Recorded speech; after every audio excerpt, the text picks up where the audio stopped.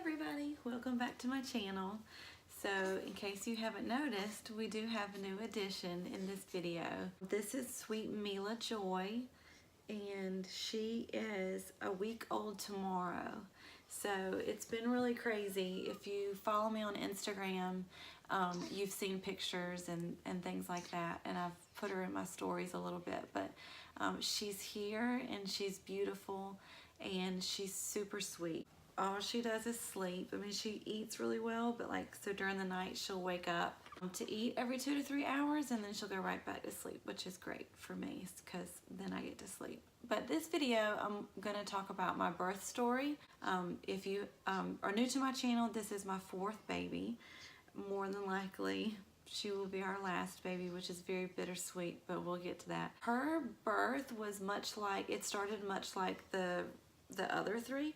I was induced with all of them. All of my babies I have ended up being induced because for some reason my husband and I make really big babies, and it gets down to the last couple weeks of pregnancy and the babies are measuring really big, and usually my doctor is concerned with shoulder dystocia and just extreme tearing. I did have an almost 4th degree tear with my first, and she was my smallest baby, so that's always a concern. But this time, not only was she measuring bigger than any of the other ones had way earlier, I also had what they call poly, and I know it's short for a really long thing I can't pronounce, but basically just means I had an excess of amniotic fluid, and apparently it was a significant excess, and it posed a concern. So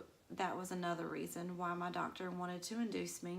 I ended up being induced the day I turned 38 weeks. I went in that morning, which is different. The other ones I've gone in the night before to have Cervidil to soften my cervix, but this time I was already dilated to a 2, so they didn't feel the need for that. So I just went in Tuesday morning the 13th, and they started Pitocin, and I was already having some contractions when they hooked me up to the monitors, which was very encouraging. They started the Pitocin, and things were moving really slow for a while, and I was actually really starting to get frustrated because with my 3rd baby, Cora, I felt like things moved slow for an hour or 2, and then before you know it, it was okay, it's game on. And she was born relatively quick. My labor was fairly short with her. With Mila, they started my Pitocin at about 10 or 10:30 in the morning by the time we got checked in and all that good stuff. And she was born at 6:14 in the evening. So I was a little surprised that she didn't come quicker, but when she did decide to start really making her way, it happened really fast, and I had all intentions of trying to vlog a little bit and try to get some footage of us in the hospital, and it just did not happen. But like I say, to begin with, I was just walking around the room. I was sitting on the ball. The contractions were pressure but not painful. When that happens, I start to get frustrated. Come in here and turn this Pitocin up, break my water, and let's just get this moving. I was group B strep positive this pregnancy, which I have been for 2 of my other pregnancies, so I knew what to expect. They wouldn't break my water until all of my antibiotics had gone through my IV. It was a waiting game of watching the antibiotics, and then I knew as soon as that went through, she was gonna come in and break my water. She broke my water. It was, I think, around 2 o'clock in the afternoon, and I had so much fluid. It was like Niagara Falls. It was like that she broke it, and it was a big gush, and then the next 5 or 6 contractions I had, every contraction it was another big gush and another big gush, and it was crazy. I'm not gonna be able to get back out of the bed because every time I have a contraction I have all this fluid. I knew when they broke my water that was gonna speed things up, because that's always how it's been in the past, and that's exactly what happened. As soon as my water broke, even my husband was like, don't wait too long to call for the epidural if you want it, because that's happened every other time. I've waited too long to ask. I've waited until it's unbearable to ask for it, and then you have to wait for anesthesia to come around, and they have to run fluids and all this kind of stuff. So he was like, you need to take that into account this time if you want to get an epidural. As soon as they started to really get uncomfortable, which I ended up not getting back out of the bed because the fluid was so like unreal. I didn't even want to walk around at that point. I went ahead and called for the epidural. By the time they came in and they were placing the epidural, my contractions weren't like unbearable, because in the past my contractions have been off the charts when they're trying to place the epidural, and then it's like, you know, they can't just stop when you're having every time you're having a contraction. Like, you get to a point where you just have to just deal with it and just try to stay still, and like they're telling you, please stay still because I'm sticking a needle in your spine, and you're just like, okay, this is a lot easier said than done. Like, this is like, I'm in a lot of pain. Yes, why you're here. It wasn't like that, which was great. So they got the epidural in, they laid me down on my side, you know, that whole thing. The epidural worked great. I couldn't feel the contractions at all, yet I could still kind of move my legs, which was promising, because then it was like I should be able to get right up after delivery, which I really like to be able to do.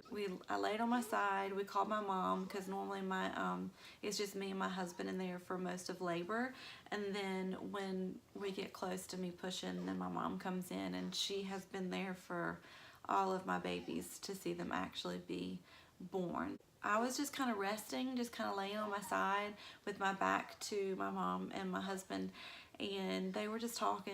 I was kind of like, I can feel a little bit of these contractions, which really sent me into panic mode, because with my epidural just didn't work. Like, it didn't wear off. It just did not work. And it was awful.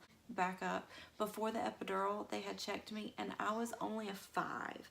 And so I was, in my mind, I was like, I cannot sit here in this bed and have contractions for 5 more centimeters or whatever in pain. Like, I can't, like, that's what happened with my first, because whether your epidural works or not, if you've had it, you have to stay in the bed. You're just gonna have to lay in the bed and deal with it. And when I'm actually in pain, I like to be able to walk around and get on the ball and all that kind of stuff. So I was really starting to freak out. And so then I kind of said something to my husband and my mom, like, I can start to feel these. And, you know, they were like, well, do you want to call the nurse? And I was like, well, let's see what the next one feels like. And the next one I could feel more than the one before. And I was like, great. So I called the nurse on my little call button, and I was just like, or no, she came in and she said, you know, how's it going? And I was like, I'm starting to feel like little twinges. And she's like, okay, well, let's see a couple more contractions, and if it gets progressively worse, we'll call anesthesia back and they'll give you a bolus and it'll be fine. She walks out. 2 contractions later, I'm like, okay, this is not, like, they're getting worse and worse with each contraction. So I called the nurse's desk and said, you know, I'm feeling my contractions, like, this is for real. And then they're like, okay, well, we'll call anesthesia. Literally, like, I was like, okay. And then I said something to my mom and Scott, and I was just like, these are really starting to hurt. And then not even 2 minutes had gone by, and I started to have intense pressure. Like, baby is about to come out. Actually, if you've had a baby before, you know the difference between contraction pain and baby has moved down, pressure, it's time to push pain. And in 2 minutes, it went from contraction pain to pressure. There were no contractions. It was just constant pain and constant pressure. I knew, like, okay, I'm ready to push. Like, we need to do this. Also, I was like, I have to get this baby out right now. This is no joke. And I kept staring at the door, waiting for my nurse to come in. And, like, it was taking forever. My mom and my husband are just chatting it up. Shut up. this is for real. Go in the hallway and flag somebody down. I don't care who it is. You need to get someone in here because this baby is coming. My husband ran out in the hallway and found a nurse, and happened to be our nurse. She stuck her hand down there in like 2 seconds and was like, oh, yep, okay, we're ready to push. Roll over and get on your back. And she hit the call button, called the doctor in. From 0 to 60, I feel like in 5 minutes. Like literally I was like, oh, this is a great epidural and I can just sit here and rest a while. I'm only at 5 centimeters. I'll be good. I can get a nap in. To, oh my goodness, get the doctor in here. She needs to push. And because this is my 4th baby, my doctor was like, you got this. Like, this is not going to take any time at all. And the first 2 pushes, it was almost like I had to get my groove back, I guess. I didn't forget how to push, but I wasn't pushing in the right spot, I guess you could say. And so she kind of was like, you know, try to push here. Like, can you feel this? Push right here. And I was like, okay. Because I did still have the epidural. So, you know, I didn't have complete feeling, but I had enough to know, like, what was happening. My mom, literally as soon as they put my feet up in the stirrups, she hit the timer on her phone to see how long it was going to take me to push her out.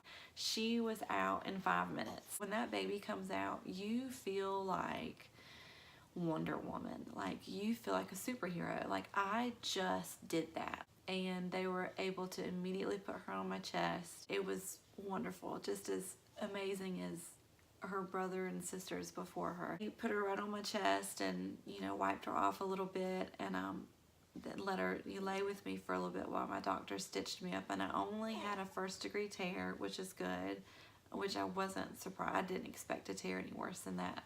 They kind of took her and cleaned her up a little bit and weighed her, and she was 8 pounds, 12.5 ounces at 38 weeks. I'm really glad that my doctor and I made the decision to go ahead and induce, because much bigger than that and we could have had some problems.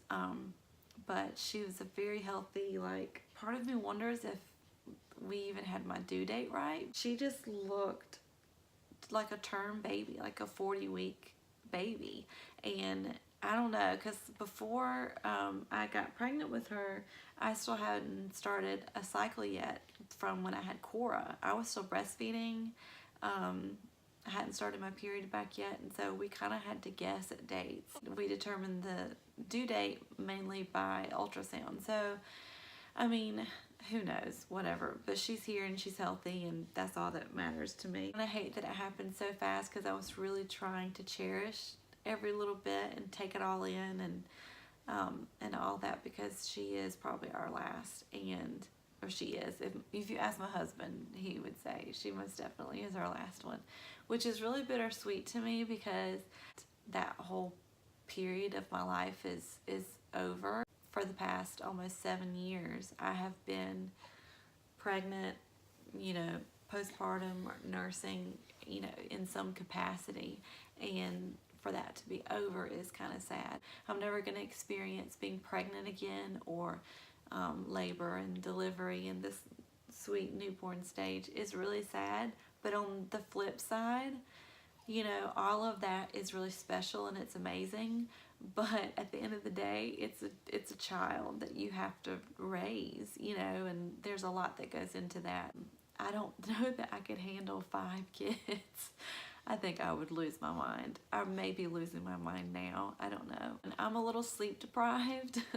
This is like the first video I've ever done with my hair just thrown up and all of that. So I'm pretty much living in sweats and stuff these days. I feel relieved to not be carrying around an extra 40 pounds, to be honest. Like, I feel like I can do a lot more around the house now than I could when I was pregnant, because I was so big. She's here and she's just as sweet as she can be, and her brother and her sisters love her. Just wanted to give you guys just a short birth story, and if you have any questions about how my labor and delivery went, or induction, epidurals, anything like that, please feel free to comment. I'm more than happy to answer your questions. I've had 4 inductions and 4 epidurals, and I've seen it all. I'm gonna do a 1-week postpartum update for me and Mila, and then we'll probably do weekly updates after that. So thank you guys so much for watching this video. If you liked it, please give it a thumbs up, and if you haven't already, please subscribe to my channel, and we'll see you next time.